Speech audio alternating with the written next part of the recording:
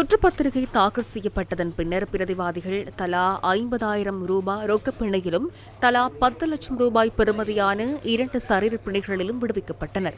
பிரதிவாதிகளுக்கு வெளிநாட்டு பயணத்தடை விதித்து உத்தரவிட்ட நீதவான் அவர்களின் கடவுச்சீட்டை நீதிமன்றத்தில் சமர்ப்பிக்குமாறும் உத்தரவிட்டார். பிரதிவாதிகளின் கைவிரல் அடையாளங்களை பெற்று அறிக்கை சமர்ப்பிக்குமாறும் நீதிமன்றம் உத்தரவிட்டது. நிதி தூய்தாக்கல் தடுப்புச் சட்டத்தின் கீழ் கெஹிலி ரம்புக்வெல்ல, அவரது மனைவி, 3 மகள்கள் மற்றும் மருமகனுக்கு எதிராக லஞ்ச ஊழல் விசாரணை ஆணைக்குழுவினால் கொழும்பு மேல் நீதிமன்றத்தில் கடந்த ஜூன் 26ஆம் தேதி 43 குற்றச்சாட்டுகளின் கீழ் குற்றப்பத்திரிகை தாக்கல் செய்யப்பட்டது.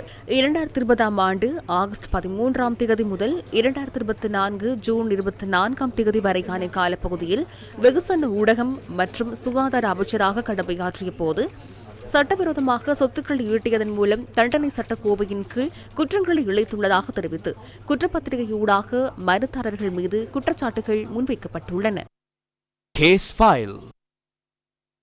இதேவேளை தரமற்ற மருந்து கொடுக்கல் வாங்கல் தொடர்பில் கைது செய்யப்பட்டு விளக்கமறியலில் வைக்கப்பட்டுள்ள மருந்து நிறுவனம் ஒன்றின் தலைவர் சுதாத் ஜானக பெர்னாண்டோ தாக்கல் செய்துள்ள பிணை கோரிக்கை தொடர்பான உத்தரவை ஆகஸ்ட் மாதம் 4ஆம் தேதி அறிவிக்க உள்ளதாக கொழும்பு மேல் நீதிமன்றம் இன்று அறிவித்தது.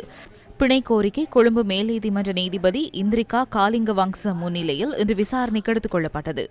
இந்த வழக்குடன் தொடர்புடைய விசாரணை 2025ஆம் ஆண்டு ஜூலை மாதம் 11ஆம் தேதி மாளிகாகந்த நீதிமன்றத்தில் நிறைவு செய்யப்பட்டுள்ளதாக பிரதி சொலிசிட்டர் ஜெனரல் லக்மினி கிரிஹாகம மன்றுக்கு தெரிவித்தார். தற்போது வழக்கின் முதற் பிரதி நிரந்தர மூவர் அடங்கிய மேல் நீதிமன்றத்தில் சமர்ப்பிக்கப்பட்டுள்ளதாக நீதிமன்றத்தின் கவனத்துக்கு கொண்டு வந்த அவர், வழக்கு தொடர்பில் மாளிகாகந்த நீதவான் நீதிமன்றம் வழங்கியுள்ள உத்தரவுகளை மீள்திருத்தம் செய்வதற்கான இயலுமை இல்லை எனவும் வலியுறுத்தியுள்ளார். இதற்கமைய இவ்வாறான வழக்குகளை தாக்கல் செய்து முன்கொண்டு செல்வது சாத்தியமற்றதாகும் எனவும் குறித்த வழக்கை தள்ளுபடி செய்யுமாறும் மன்றில் அவர் கோரியுள்ளார். சம்பவம் தொடர்பில் முதல் சந்தேக நபராக சர்ச்சைக்குரிய மருந்து நிறுவனத்தின் உரிமையாளர் சுதாத் ஜானக பெர்னாண்டோ பெயரிடப்பட்டுள்ளார்.